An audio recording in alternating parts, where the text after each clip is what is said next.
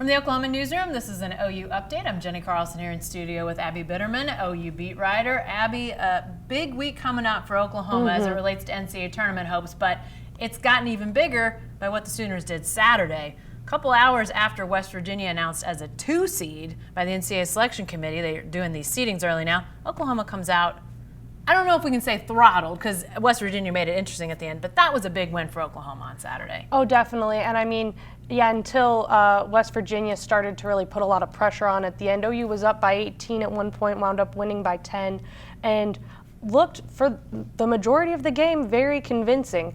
I mean, West Virginia really struggled to shoot. They got a lot of shots up, 27 more than OU, wow. And just not a lot went in, yeah. Which really turned it into like more of a rebound battle. But then on the offensive side of the ball, Christian Doolittle kind of broke out of a funk that he's been in for a while, played one of his best games of the season.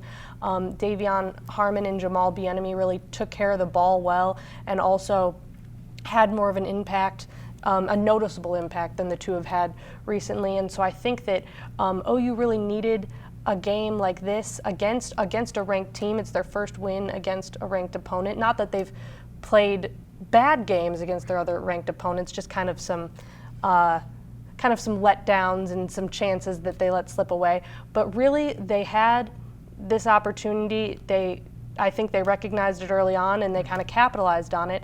And so they got their first win of the season against a ranked opponent in a time, especially as March gets closer and closer, when you really need something like that. Yeah, and again, West Virginia, a 2 seed in those NCAA selection rankings, and 2 other Big 12 teams, 1 seeds, Baylor and Kansas, and according to the rankings that they put out 1 to 16, it's Baylor, then Kansas. So yeah. You've got 3 of the top 8 teams from the Big 12 that Oklahoma is facing. I mean, 6 of their games are against these teams. So to get that win against West Virginia was big. You mentioned, before we look at this week, you mentioned Christian Doolittle and the game that he had. We've seen Brady Manick have some great games.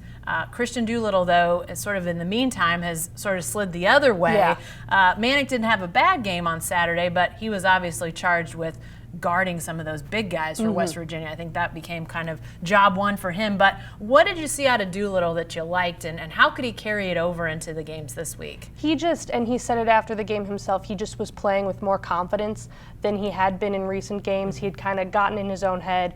Oklahoma coach Lon Kruger likes to talk a lot about how when guys aren't shooting and aren't scoring, it becomes a lot more of a mental thing than anything else. And so he just came into this game with a lot more confidence. You could see it in the way he was playing and the way he was shooting, and it worked for him. And the shots were falling like they hadn't been in a while, and he ended up with 27 points and 12 rebounds. Yeah, very good day for him. Now, Iowa State comes in Wednesday night. Sooners lost in Ames earlier this season, but have been much better at home. Iowa State on Wednesday, then go to Kansas on Saturday.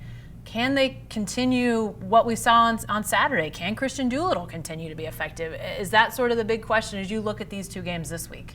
I definitely think so. OU has been really streaky on offense, almost to a point where you don't really know what you're going to see going into a game.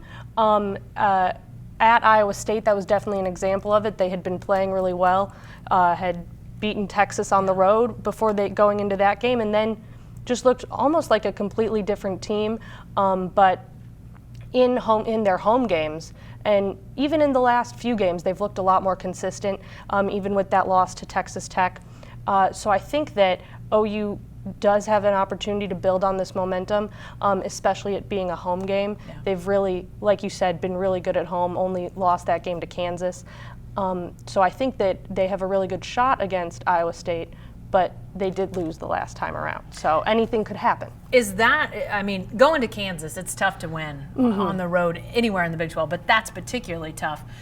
Winning one of these 2, I mean, obviously if you're Oklahoma, you'd like to sweep this week, and that would set you up great for the NCAA tournament. As we said before, Kansas, one of the top seeds in that NCAA selection seedings that came out. But you have to beat Iowa State, I would think, for Oklahoma, because they're still very much on the bubble right now. Yes. as it relates to NCAA tournament. Yes, I think that a safe place for Oklahoma to be would be if they could be even at the end of conference play, and that can come if the teams they lose to on the road, they beat at home. Sure. So beating Iowa State and at least getting one win this week would be very important to keep those hopes alive. All right, well, Wednesday night, tip time 8 o'clock down in Norman, and then it's an 11 o'clock start on Saturday at Kansas. Both televised. We'll have all the coverage, so be sure to stay with the best coverage team anywhere at oklahoman.com and every day in the Oklahoman.